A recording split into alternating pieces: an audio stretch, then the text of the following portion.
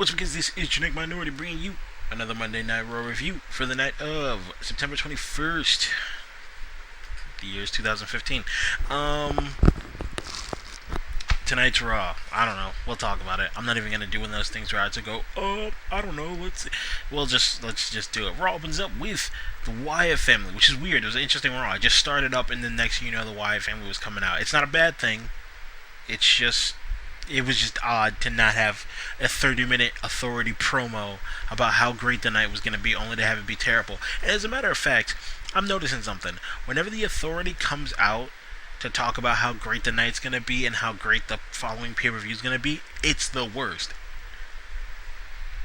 Every time I see the authority, I'm just going to assume that it's going to be a terrible night. Maybe that'll help me lower my expectations so I don't ever just become so... I mean, in my last review for the pay-per-view, anyone who watches the show consistently, or listens to it more specifically, I just didn't care. I had no enthusiasm, which I don't have much anyway, but I didn't even feel the need to be, sarcastic. I was just in the what, why, who, why kind of feel that it was just, it just felt weird. That's why I don't do pay-per-view reviews, or why I normally don't, because they're never really as good as you want to be. I usually don't do them solo. Like, if I do a pay-per-view review, I usually do it with somebody. But you can't rely on anybody anymore on the internet, and the only other person who I could rely on also has his own show, so I'm not going to jam him up by forcing him to come on my mediocre show when he's got a relatively popular one. Shout out to Chase Oliver 68 for being awesome. But yes, Raw opens up with the Wyatt family instead of the Authority, so that's probably a better sign than you'd think for the... Well, it's a better sign for tonight. The Authority isn't telling us how great the show's going to be, which means it's just going to be mediocre and not terrible and stupid. But the Wyatt family comes out, and Bray Wyatt's basically saying that, Roman didn't heed his warning, and therefore that's why he lost. Which is whatever, because they're interrupted by old cockfist Roman Reigns, who wants to fight Bray one-on-one. And Bray gets Braun and Luke to leave the ring, and him and Bray duke it out. I have one major problem with this, even though it's what's the catalyst to is going forward in this feud, and that is that Bray doesn't just straight up beat Roman Reigns. Like, Roman Reigns gets the upper hand on Bray. They do duke it out one-on-one. He gets the upper hand on Bray after a Superman punch, and then Luke Harper and Braun Strowman come in for the save. I think it would be better, and this isn't, a lot of people think that when I say something would be better, it's just because I'm marking out, or I'm a smark or a fanboy for one particular wrestler. No, this is what would have made sense in my mind. What would have made sense of that, because there is a save coming. Like, when you see something like this with Roman coming out alone, he didn't come out with Dean or anyone, you know that there's going to be a save. So, why wouldn't that save be at a moment like Bray gets the upper hand on Roman and decides that this is going to be the moment, like this from a psychology point of view. If instead of having Roman knock Bray out or knock him down with a Superman punch and then have Luke and Braun come in, have Bray get the upper hand on Roman.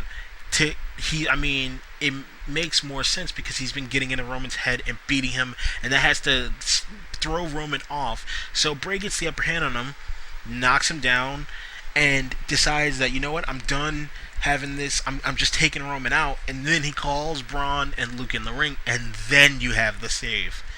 And I don't think a lot of people understand how much more sense that would have made. Like, if you have him about to get taken out by the Wyatt family, that does two things. A lot of people would say that makes Roman look weak, but no, he's been being...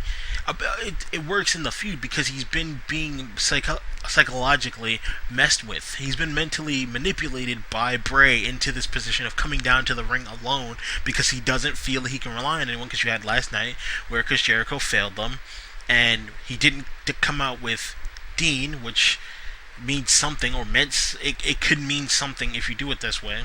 You have him in this vulnerable position where he's let Bray get into his head. Bray was talking about his, kidnapping his daughter or whatever, doing some Law & Order SVU stuff with her. And then, he's like, he's, preventing him from winning matches and things like that. So you have him getting mentally manipulated by Bray, this is what Bray's character would do because he's supposed to be the face of fear. And is what he does is play mind games with people. You have that happen. You have Roman he just can't handle it. Bray gets the upper hand, decides he wants to take him out for good, and then you have Dean come in for the save. Because it shows that, one, the Wyatt family are strong and will just take Roman out if given the opportunity to. That it's now Roman is an inconvenience, and it's much better to take him out than just to continue to mess with him. So you make them look strong as heels. Two, you make Dean look good and his partnership with Roman look good, as in the sense that they're still brothers, quote unquote brother. That's how Dean talks about Roman. Anyway, God, the idiot fringe is so weird. He doesn't know how words work. But you have this now. It's like Dean came out for the save to help Roman. To help Roman not be, understand that, like, their family, we need to be a family. Don't go out there without me ever again. Like, granted, I might not be able to, help you. We might get beat up out there, but we'll get beat up together because I'm fully dedicated to you. And then, of course, what you would have is what actually happened, which was the save by Randy Orton to let them know that they're not alone. So if it had been the Wyatt's going to take Roman out, who Roman has now let Bray get into his head to the fact that he has to stand alone, then it would make so much more sense. But what we got was Roman getting the upper hand on Bray, and the Wyatt family coming in to save him, and Dean and them getting Roman down, but eventually Dean coming in to save him, and then Randy Orton came out, and they eventually get the entire Wyatt family out of the ring, much to my chagrin. But it's not the worst. It could have been a lot better, but it was just meh. And it's typical Raw, or typical WWE as a whole. But that's something you do have a brawl in the beginning of Raw to try to get people hyped up, because people like fights. But whatever. The opening segment is fine. I think that it could have been done a lot differently. That would have made it a little bit more interesting. I think that's a thing that it falls very flat, especially here in the United States, which is like subtlety in stories. Everything's got to be blatant in your face. That's why everyone gets on Americans stereotypically for like explosions and Michael Bay movies and because everything is dumbed down here. And that's the thing, is like if you got more psychological, you made people have to think. Then once people go, well, I'm gonna have to think in order to enjoy this. Guess what? You can continue to do that because people are gonna force themselves to think to enjoy something. So what? It's just a fear that people will go, oh man, I have to think, well, I'm not watching it anymore, as opposed to, oh man, I have to think, well, I like this and I want to keep liking it, so I guess I'll think. It's one of those things here, and that's what WWE capitalizes on. So whatever. Other than that, open the segment is fine. I've talked way too much about this. Next, we see Seth, and we see Seth backstage. He's going to go talk to the Authority and be a little wiener boy and complain about Kane attacking him last night. And he goes in the office and he meets Kane, or he bumps into Kane, who has his Mr. Rogers smile on and says that he's happy. It's weird, it's super funny because it's super happy Kane, and he's normally very kind of blasé and kind of bland, and he's kind of just dry most of the time, which is whatever because his character's supposed to be scary. But now that he's a corporate stoolie thing, this is how he should have been in the first place. It's not. They want him to be going out and doing matches and be intimidating, but on the flip side of it, what is more intimidating than a guy who can snap, trying to be this corporate character and it not fitting for him, and then having him come and attack people? So now, all these time, what is it, a year, 2 years down the road, they're finally doing corporate Kane right, or at least interestingly or funny to me. And sorry, John Cena just popped up on my screen holding dog tags. He's a disgrace to the military. Listen, I love the men and women in our military. I have family who are in the military. I had a very long, most of my family, extended, the men in my family, because there are a lot of us, have all considered military careers at some point. Many of us are still in the mindset, because a lot of us are young, are still in the mindset of joining the military. My cousin Major is actually joining, which his dad is my uncle Major, and he was in the military. So I love the military. But John Cena holding dog tags, talking about how much he loves America and yada yada yada. Why a guy who has never had just because he loves the troops? That's great. And I know that those dog tags come from a soldier that passed away, which is terrible. And cool that Cena wears them, but Cena in association with the military kind of like it makes me just hate Cena more. But I'm not gonna talk about how much I hate Cena until later, or in a little bit. But backstage, Seth's being a weeder boy. Kane is finally being the right kind of corporate. He's just like a happy-go-lucky stoolie, and he's smiling. He's got his Mr. Rogers, hello there, neighbor, smile on, and he's extremely happy about things, and he just like to be a positive influence on everybody. It's great. And that's my Mr. Rogers impression for anyone who's never seen it or has seen it and was like, oh my god, I can't believe he's doing this. And he booked Seth for a U.S. title rematch tonight in the main event against John Cena, and of course Seth is confused because Kane is saying that he wasn't at Night of Champions last night, which I don't really know how to feel about this yet. I'm trying to see where it goes. I'm not going to jump to making an assumption about it. Even at the end of tonight, I didn't want to jump and make an assumption about it. I just want to see how they're going to move forward with this, because I'm still a little bit confused and semi-curious, because this was really funny to see Kane smiling and happy throughout the course of the night. But he's super happy, he's super smiley. He says the Authority will be there later, and of course they do show up later. I'm just gonna talk about this because it's close to what I'm just talking about. It's close to the same time frame. They do show up, and Seth is like, "Oh, I've been waiting for you guys, yada yada yada. I'm a corporate weenie, blah blah blah," and he's telling the Authority that Kane's here, and he's saying you guys reinstated him as director of operations, and the Authority looks super confused, and they just got the confused looks on their faces, and it's just freaking like it's really funny just because Happy Kane. It's funny to me, but yeah, so that's the thing that's going on. Happy Kane and the Authority's confused about Happy Kane. Later on, they do talk to Kane, and he's still happy-go-lucky Kane, and Stephanie is asking for his mask back, and he gives her a high five, or a low five specifically, and she's like, "No, I want the mask." And he looks at the case and goes, "Oh, where'd the mask go?" Basically what I do to my 3-year-old brother, actually my brother's 2, my 2-year-old brother, which is like whenever I take something from him and he's like, "Where is it?" I'm like, "Where'd it go?" I can't even I take his Game Boy from him and he's like, "Oh, where'd it go?" And I'm like, "I don't know." It was just really funny. And they're like, if we're gonna be all on the same page, you can't be trying to play mind games with us. You can go ahead and play those with Seth. Which, once again, that line coming out of Steph's mouth gives you an idea of what they're really doing with this Seth storyline and how they just don't care. Because you have Steph, and this is just because it's the Steph character saying, "Yeah, it's whatever. We don't care if you play mind games with Seth. He's just our champion. Don't play mind games with us." You can tell the way it's written, it's really about the Authority. But whatever. He's Kane very subtly, which is once again a thing that works with this character, is he's being a stool, and he goes, "Well, if you lost it, then that might be a problem." And he gets a lot of bass in his voice and angry, and then he just goes back to smiling and goes, "Alright, see you guys later, alright, cool," and then walks away. And it's super funny because Kane is 40 years old and he's being a 20-year-old new guy on the job. It's just it's really funny to me for some reason. I still don't like the fact that of what happened last night, because it makes no sense in terms of just the night itself. But once again, these bits with Kane are funny, so I'm curious to see where they go.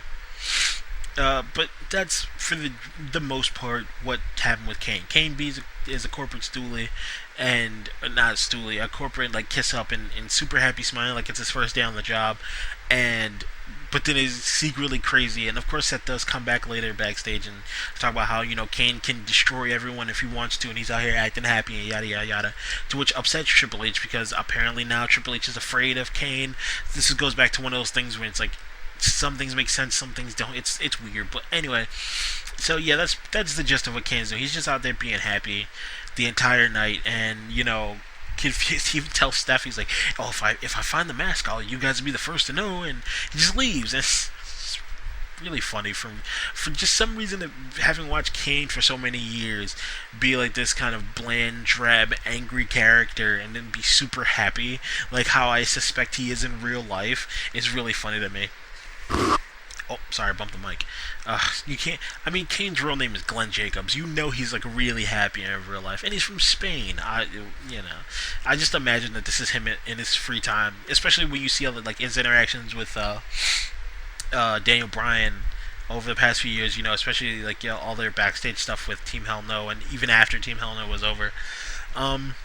So yeah, that's the gist of what was going on with Kane the entire night in terms of fallout from Night of Champions. But next, in this, I'm just calling off the matches because the backstage stuff really is mostly just the Kane stuff, so it can all be condensed together. Next, we get Cosmic Wasteland versus the Air Dragons, the Dragon Arrows, the whatever. It's Stardust and the Ascension. Yes, they're still boring, and I'm going to continue to do that because that's their name.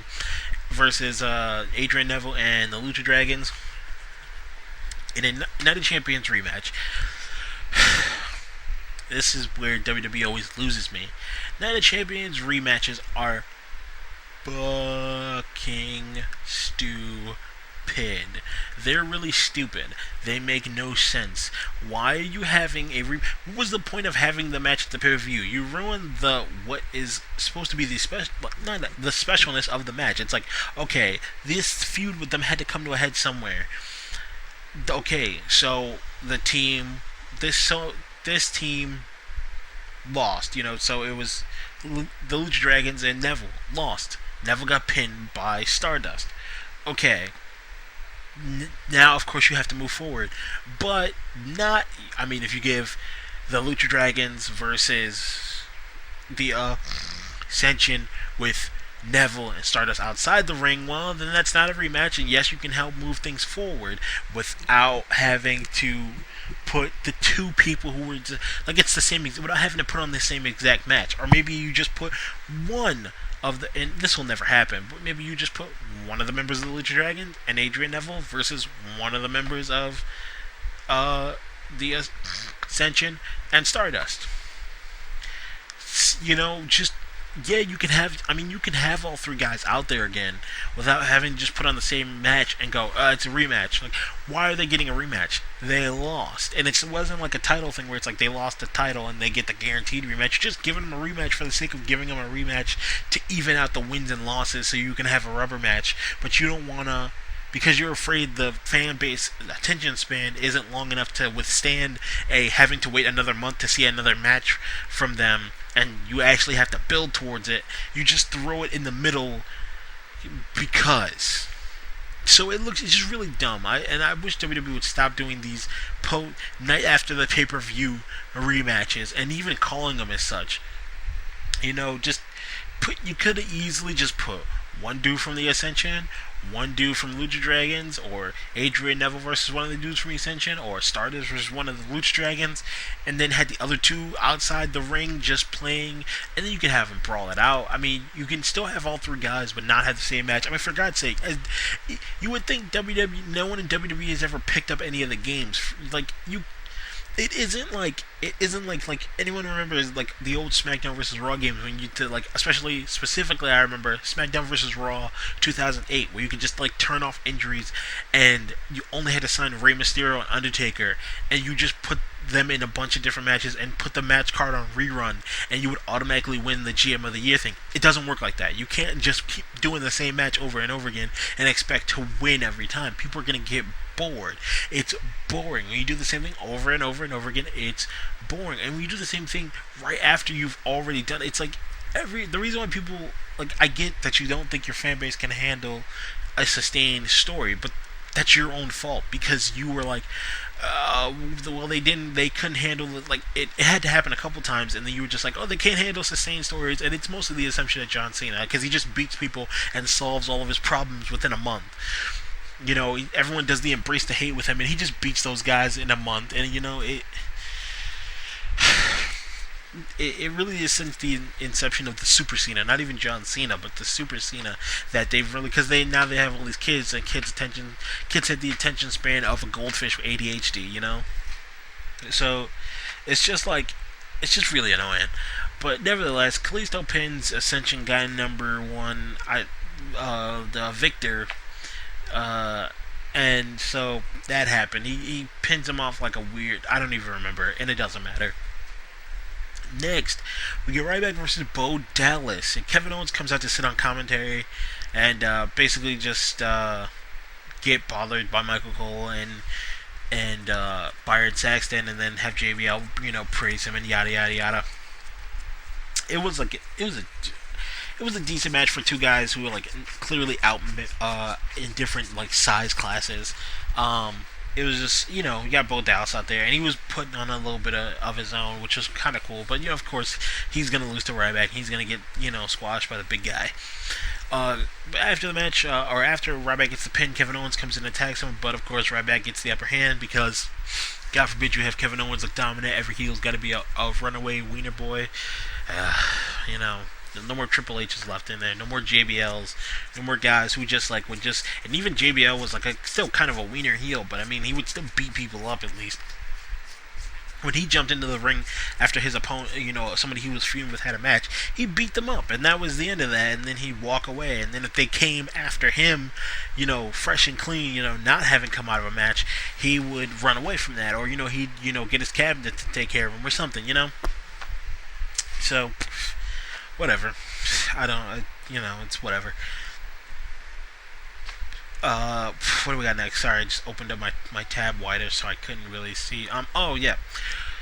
Next we have, and the thing that people are probably going to be talking about most of the night, or for at least we're talking about, was Charlotte's title celebration. Charlotte is out there just thanking everybody, saying, hey, thanks, love, respect, thanks Becky Lynch. By the way, some people I saw online, like on WWE memes Facebook page, were saying that Becky looks dirty with the braided hair. She looks even more like the chick from the movie Brave, and that makes me like her so much more. If she just got rid of the Naruto steampunk glasses, she looks like she's gonna be in a Mad Max movie, which is fine because I also like those movies, but I don't know what's everyone's beef with Becky Lynch, and the way she looks and the way she is and whatnot. She's Irish, and I'm in love with her. I don't know. Maybe I'm blinded by my love of girls with heavy Irish Scottish accents. As I go to scratch my ear, I'm enamored with girls with that brand of European Irish Scottish accents. Oh man, Irish, Scottish, and Australian accents get me every single time, and I don't know. I love Becky Lynch. Anyway, so yeah, she's thanking Becky Lynch. She thanks Paige, and Paige takes the mic from her and says, and she basically she does, but you can clearly also tell it was kind of written by WWE. She takes the mic from her and drops one of the AJ Lee style / CM Punk pipe bombs, where she says, Charlotte, you're only here because your dad's a wrestler. Becky, you're never going to be Divas champion because you're the least relevant of all of us that are part of the Divas Revolution. She says there is no revolution, which I agree with. And she says that we all know why the Bellas are on the top, and she tells Charlotte, she's you're just going to lose to Nikki, and nothing will have changed. Basically, it's like an AJ Lee CM Punk hybrid. CM Punk had said, Cena gets the title back and everything goes back to the status quo. And she doesn't say it as bluntly as AJ Lee does, but she does basically say that the Bellas are only on top because they're sleeping with Cena and married to Daniel Bryan. As I take a sip of my liquid beverage, which is cold for once. Normally it's been sitting here for a while, so it's warm. So everyone gets hyped for that, and now we have a situational, an anti-hero Paige, the kind of character she should have been from day one, but instead they wanted to put her on Total Divas, and now she's engaged, so people don't really care. At least to the best of my knowledge, she's engaged, and people don't care from a fan base point of view because they want to believe that they have a chance with her. I mean, for God's sake, Trish Stratus didn't get married and have a kid until she left WWE. The same thing with Mickie James. It's keep our illusion up. I mean, people still love Lita because I'm pretty sure she's still single. I'm sorry. I know it sounds terrible, but that's really just the psychology point of view of it. It's like guys want to watch Paige and the Divas because they think they got a chance. Like guys don't normally get hyped for. I mean, guys who are wrestling fans get hyped for Natty, but the normal dude who's just there, like, cause like his friend Braun's whatever, or the casual fan are there, they don't like Natty because, or they don't care about Natty because Natty's married to Tyson and they talk about it all the time, so they're like, whatever, I don't care, she's not like cool or anything and she's married, so she's lame.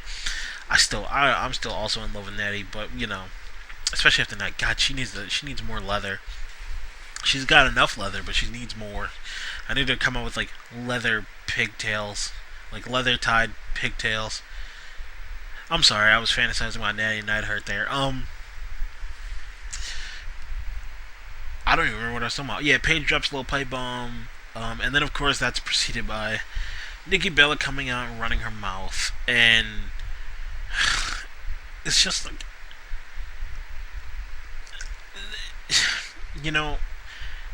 the one fan who I talk to directly because he's the only one that talks to me, i.e. the one fan I have, Declan, I don't know what you see in Nikki Bella. I just don't know. I have been watching her and just, I can't find, I mean, granted, last night nothing of what the stupidity that happened was her fault, but whenever she opens her mouth, and I think the problem is I think of her, it's her character. Yeah, obviously her character's a heel and that's what she's supposed to, but I should want to hate her for being like, I don't know how to explain it, man. Like, I get that, like, people like Nikki, they say she's gotten better in the ring. I agree, she has. She has not gotten better on the mic. You will not be able to convince me that she has, especially whenever she comes out and is just saying words. She's just saying words and being a bitch about stuff, and that's it. And she has not gotten better on the mic. I mean, they don't even let Brie talk anymore because, God forbid she ever open her mouth and say a single word, let alone step in the ring. She hardly ever wrestles, and when she does, she gets beat, and they don't let her talk. They let Nikki talk, but God forbid Nikki open her mouth and talk. It's just, those girls need to go away. I was going to say NXT, but no, because bad enough we got Eva Marie down at NXT, who they're trying to build to be the new top. They want to build Eva Marie to be the new top chick, so, if you're a fan of wrestling, think about that for a minute. That Eva Marie may be part of the Divas Revolution, quote unquote, or the Divas anti-revolution. It's not a revolution, like Paige said. That's the one thing I will say that, like that Paige said. I still find Paige to be relatively insufferable, though. It's just her stupid face. It's like, she just has like this smug look about her. It's just really annoying. I don't know. It's just something about her. I can't put my finger on it, and even though I'd like to put my finger on it, I don't know, or I didn't say that. Anyway, whatever. Nikki comes out, runs her mouth, and then says, "You have to beat my sister." My sister who I wish died in the womb. And Charlotte has a match with Brie. I don't care. I didn't care. Charlotte won, but they did the whole work the leg thing. Yes, she wins with a leg submission despite not having any offense or getting in even one attack on her legs. But I'm not going to rant about that. It was dumb. But the Paige anger segment was alright. She made valid points, and then backstage she even said something to the effect, or not to the effect, though. She asked where Natty was. Like, I haven't seen you on, where do you even work here anymore? And of course she's met backstage by Natty, and Natty says she has a match with Naomi, which upsets me because I know what that means. But we'll talk about that when we get there. So yeah, Charlotte had a match with Brie and somehow won despite having her leg all beat up. She wins with a leg submission because welcome to WWE, the anti-logic show.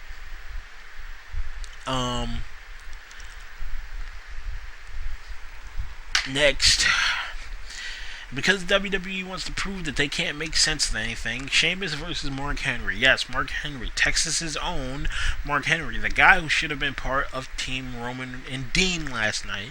Yeah, everyone was like, "Oh man, it would make so much sense for Mark Henry. He's from Texas. He's a strong." All the points I made last night about him, he's from Texas. He's a strong man. He's a big guy that can compete against Braun Strowman.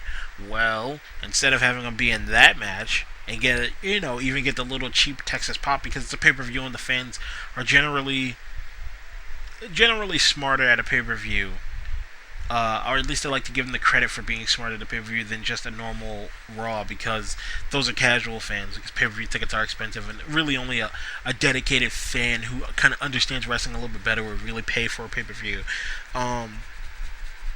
or pay to go to a pay-per-view. So generally, the pay-per-view fans are a little bit smarter, a little bit better crowds.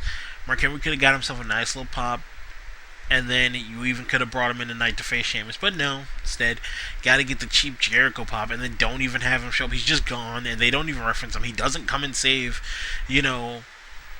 Dean and Roman tonight. They have Randy do it, so it's just like, so you just brought him back. And I know that that's what Jericho's thing is like, he does like house shows, and he comes back to put guys over, but he mostly just does house shows, and he's a one match kind of guy. Like, he pretty much is putting his career on hold and just doing the podcast deal and the band, which I love. Fozzy, by the way, I love his band. But it doesn't make any sense. It was just like they had Mark Henry on retainer to go, yeah, and then Jericho was like, "Oh, I'll do the match," and then they were like, "Well, sorry, Mark, you're out." It was like, it felt very last minute ish. So Mark Henry has a match with Sheamus though. Sheamus wins. That's that, and Sheamus basically says, "I'm gonna be champion."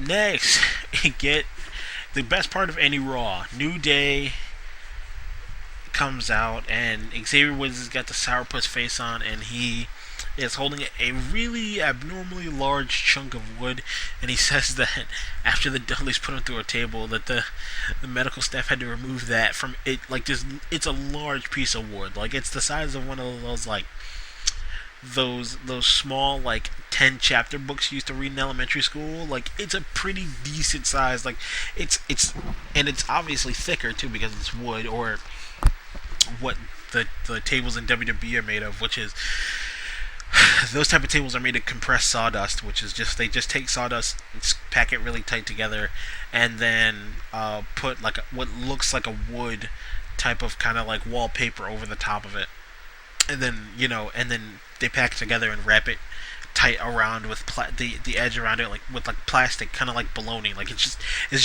like the tables in WWE are like bologna. Like, they're just tightly packed, like meat dust, wrapped, but with plastic wrapped around it to keep the shape. That's really what the tables are in WWE. For anyone who didn't know, I remember finding that out a long time ago, and it made me a little bit upset to have my illusion broken. But so yeah, I had to do it to you guys because I'm bitter. Like, comment, and subscribe. So New Day's coming out there. They're funny because it's New Day, and it's them and Rusev versus Dolph and 3D. Oh, my voice just cracked. 3D, Dudley Boyz, and it's an okay match. The end of the match saw Xavier get on the rope and distract Dolph Ziggler. Dolph super kicks him. And Summer Rae catches his trombone, which I like to add. There was a bit where Summer Rae was like pulling on the I'm just gonna say the shaft end of Xavier's trombone, and like, just basically going to town on it, and it was really suggestive. But it was supposed to just be her enjoying helping him play the trombone, but it looked like Summer Rae likes to pull on black men's trombone shaft. That's all I'm saying. I don't know what the piece of the trombone is that you pull to change the notes is called, but she was pulling on Xavier's trombone shaft. That's all I'm gonna say. And she seemed like she was enjoying it. But Rusev did hit Dolph with a super kick off the distraction and get the pin, so that was cool.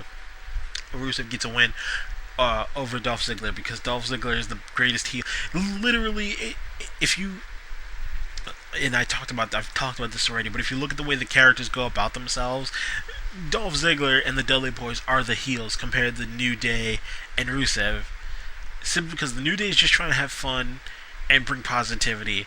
Rusev is just a kid out of Bulgaria who's trying to make it in WWE, and you have them going up against the Dudley Boys who just want to put people through tables and be a nuisance and beat people up, and Dolph Ziggler who goes around stealing people's girls and is known for like macking on women. It really does on paper, like at what the base of the characters are, and at what is their simplest form, that the Dudley Boys, Dudley Boys and Dolph are the heels. But that's not how WWE sees things, so it's whatever. Next, we get Big Show versus Cesaro, and this is I don't want to say it's not a bad match. It's a Big Show match, so it's got to be slow paced. He's big, he's old, or not. He's big, he's old, he's bigger, and he's gotten older. But this is a solidly worked match. I don't have a big gripe with it. Some very cool, well, not very cool. Something very cool happened, which was Cesaro doing that whole suplex from the opponent on the outside to the inside thing. He did it to the Big Show, and I honestly thought he was gonna drop Big Show on his neck, but he managed to get him all the way over, which was kind of cool.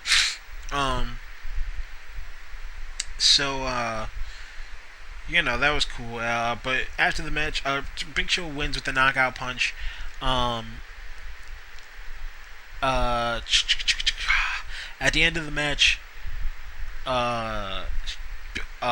Big Show cuts a promo basically saying he's gonna beat Brock at the Madison Square Garden Go to Hell tour, and it's basically same thing. People telling him retire, he tells them to come retire him, and it's whatever is whatever. Yeah, I don't have a beef with it. So that was cool. Big Show is hyping up his match against Brock in I think it's next Saturday, week after Saturday. I don't remember. Finally, we get Cena versus Seth Rollins in the U.S. title rematch. LOL Cena wins. That's all that matters. Cena won, and he signed some sick kid's friggin' poster because LOL Cena wins. What's more importantly is that after the match, Corporate King comes up on the Titantron saying that it's Seth's worst nightmare. People who he didn't even expect were going to be trying to take the WWE title from him are trying to take his title from him. And then Demon King comes from up underneath the ring and drags Seth Rollins, presumably down to I don't know, the home for infinite losers. If anyone knows Dragon Ball Z, like they couldn't call hell.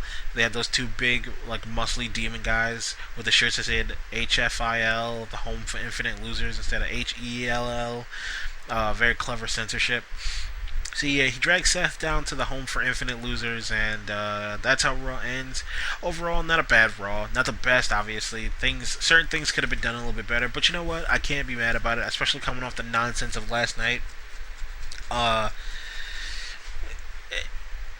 What can you say? It's better than the stuff they've put on before. It's not as bad, but it's not as bad, or not as bad. It's better than some of the stuff they've put on, but it's not as good as it could be. I'm curious to know where this, since, it wasn't even like a gradual build thing. Kane just straight up took Seth down to the home for infinite losers, so I'm not sure exactly how they're going to move forward with this come next week or by next week, or what they're going to do on SmackDown to try to retcon what I just saw, but hey, we'll see what happens. Join me next week when I'll be talking about Raw again. I may attempt to do a weekend review podcast if I can ever find a co-host. Then that's what I might be doing. Like I said a while back, I might have to switch over to doing that simply because I would be working at the time when Raw is going. Or like I'd miss the first half of Raw. Most nights, if not the whole thing, because I'd have to get the bus back home. So don't be surprised if I start to switch over to the weekend review podcast. But other than that, peace out. Have a good night. Peace, love, and applesauce. I'm out.